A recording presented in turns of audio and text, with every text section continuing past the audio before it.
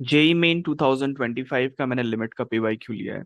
Question हमारे पास दी हुई है, limit n tends to infinity summation of k equal to 1 to n k cube plus 6k² plus 11k+5 divide by k plus 3 factorial की value कितनी होगी। सबसे पहले मैंने limit n tends to infinity summation of k equal to 1 to n new square plus 11k+6 - 1 5 को लिख दिया 6 - 1 divide by k plus 3 factorial.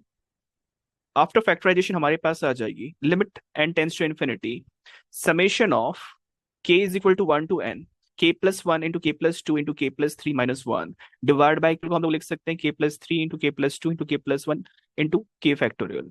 Distribute करेंगे न्यूमरेटर पे एंड डिनोमिनेटर पे k+3 फैक्टोरियल, हमें आ जाएगी limit n tends to infinity k is equal to 1 to n 1/k factorial -1/k+3 factorial. अब हमारे पास दो मेथड्स है। मेथड्स तो काफी पॉसिबल है कि मैंने दो मेथड डिस्कस किया है। फर्स्ट मेथड पे हमें e⁻x का एक्सपेंशन पता है, तो e⁻x का एक्सपेंशन होता है 1 + x/(1 + x² / 2 + x³ / 3 + x⁴/4 plus dot dot dot till up to infinity. x की वैल्यू जब हम 1 रखेंगे तो e की वैल्यू आ जाएगी 1 plus 1/(1 plus 1/2 plus 1/3 plus 1/4 plus dot dot till up to infinity. हमें 1/k -1/k+3 को लिखना है, तो हमें आ जाएगी 1/k हमारे पास आ जाएगी 1/1 plus 1/2 plus 1/3 plus dot dot till up to infinity minus 1/k+3 आ जाएगी हमारी, जब k की वैल्यू 1 रखेंगे स्टार्ट हो जाएगी 1/4 plus 1/5 plus 1/6 plus dot dot dot up to infinity. हमारी 1/k हमारे पास e-1 आ जाएगी एंड ये आ जाएगी सेकेंड एंटिटी हमारे पास आ जाएगी e-1 -1/1 -1/2 -1/3। सिंप्लीफाई करके हमारे पास आ जाएगी 1 + 1/2 + 1/6 जो कि हो जाएगी 10/6। फाइनली आ जाएगी 5/3 जो कि है ऑप्शन ए।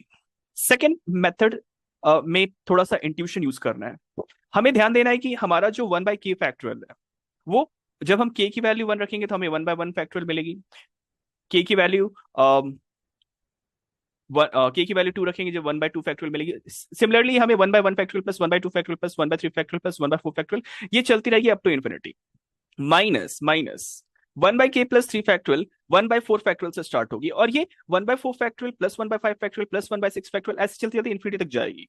तो यहाँ पे क्लोजली ऑब्जर्व करने पे हमें ये पता चलता है कि 1/4 से हमारा सीक्वेंस का वो कॉमन आ रहा है, यानी एक दूसरे को कैंसिल कर देंगे। तो जो हमारे पास रिमेनिंग पार्ट बच जा रही है वही हमारी आंसर होगी, दैट इज 1/1 प्लस 1/2 प्लस 1/3। ये भी एक सोचने का तरीका हो सकता है। सिंप्लीफाई करके हमें आ जाएगी 5/3 जो कि है ऑप्शन ए।